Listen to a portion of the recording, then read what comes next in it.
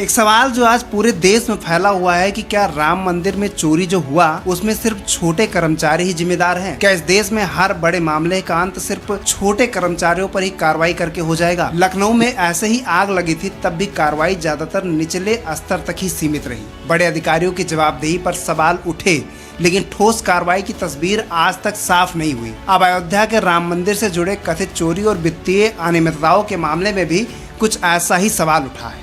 SIT की शुरुआती जांच के बाद एफआईआर तो दर्ज हुई, लेकिन सबसे बड़ा सवाल ये है कि एफआईआर आखिर किसके खिलाफ हुई और किसके खिलाफ नहीं हुई। मीडिया रिपोर्ट्स के अनुसार श्री राम जन्मभूमि तीर्थ क्षेत्र ट्रस्ट की ओर से 25 जून को दर्ज एफआईआर में कुल 8 लोगों को आरोपी बनाया गया है।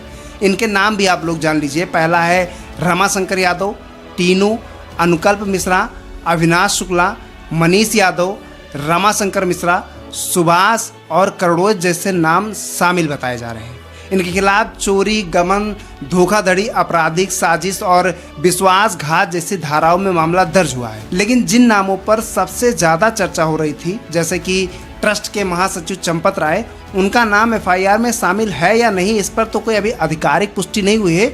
लेकिन सवाल ये है कि आखिर उनको मेन रोल में क्यों नहीं लाया गया, जो मेन मुखिया है उनको क्यों नहीं लाया गया। और यहीं सबसे बड़ी बहस शुरू हो जाती है।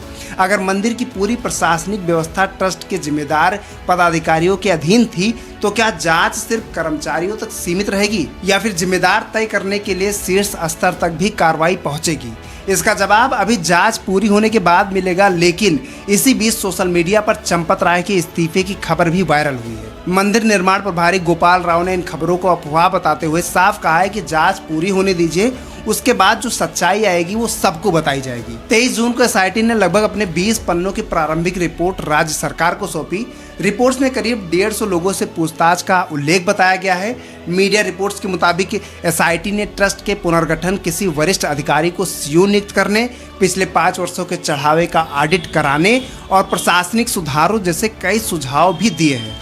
हालांकि इन सिफारिशों पर अंतिम फैसला अभी बाकी है। रिपोर्ट में यह भी दावा किया गया है कि एसआईटी ने विस्तृत जांच के लिए और समय मांगा है और इसीलिए अभी अंतिम निष्कर्ष निकालना बाकी है। इसी बीच जांच के दौरान कुछ आरोपियों की निशानदेही पर लगभग 2 करोड़ रुपए के बरामदगी होने की भी खबरें सामने आई है। वहीं कुछ मीडिया रिपोर्ट्स ने यह अनुमान लगाया है कि कथित वित्तीय अनियमितताओं का दायरा इससे कहीं बड़ा हो सकता है। हालांकि इन दावों की आधिकारिक पुष्टि अभी नहीं हुई है और जांच जारी है। मुख्यमंत्री योगी आदित्यनाथ ने भी कुछ ही दिन पहले कहा था कि जांच को समय दीजिए, दूध का दूध और पानी का पानी हो जाएगा। इसीलिए अब सभी की निगाहें एसआईटी की अंतिम रिपोर्ट पर टिकी हुई है। इधर आम आदमी पार्टी के सांसद संजय सिंह ने दावा किया है कि उन्होंने जमीनी सौदों से जुड़े दस्तावेज एसआईटी को सौंपे हैं। उनका कहना है कि यदि इतने सबूत सामने आ चुके हैं तो अब तक बड़ी कार्रवाई क्यों नहीं हुई है। और दूसरी ओर समाजवादी पार्टी के अध्यक्ष अखिलेश यादव और पूर्व मुख्यमंत्री अरविंद केजरीवाल ने भी इस मामले को लेकर सरकार और जांच प्रक्रिया पर सवाल उठाए हैं। खैर, मामला अब अदालत तक भी पहुंच चुका है। इलाहाबाद हाईकोर्ट की लखनऊ पीठ में एक जनहित याचिका दायर की गई है, जिसमें सीबीआई जांच और चढ़ावे के ऑडिट की मांग की गई है। इस पर सुनवाई प्रस्तावित है। मीडिया रिपोर्ट्स में यह भी दावा सामने आया है कि ट्रस्ट के गठन के शुरुआती वर्षों में एक निजी ऑडिट फर्म ने दान प्रबंधन, आभूषणों के रिकॉर्ड, वित्तीय निगरानी और प्रशासनिक व्यवस्थाओं में कई कमियों की ओर संकेत किया था। लेकिन इन दावों की भी आधिकारिक पुष्टि नहीं हुई है और न ही ये स्पष्ट है कि उन सुझावों पर कितना अमल किया गया है।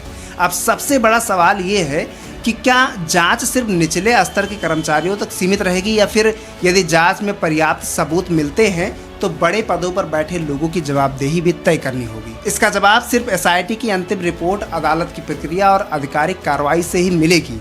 लेकिन दाल में कुछ काला नजर आ रहा है। वैसे आपका इस पर क्या राय है? क्या हर बड़े मामले में जवाबदेही सबसे ऊपर तक तय होनी चाहिए या फिर जांच पहले पूरी होने का इंतजार करना चाहिए?